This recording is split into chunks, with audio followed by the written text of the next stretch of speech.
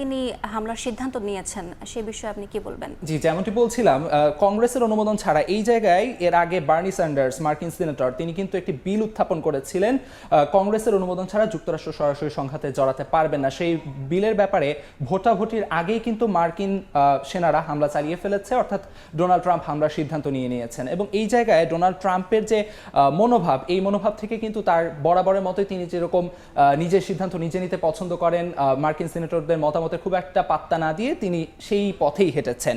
এবং যুদ্ধ জড়ালে ইরানের চেয়ে বেশি ক্ষয়ক্ষতি হবে যুক্তরাষ্ট্রের, এমন হুঁশিয়ারি কিন্তু আয়াতুল্লাহ আলী খামেনের পক্ষ থেকে দেওয়া হচ্ছে। ইরানের পক্ষ থেকে পাল্টাপাল্টি এই যে হুঁশিয়ারির যে বিষয়টি, এটি এখনো অব্যাহত আছে।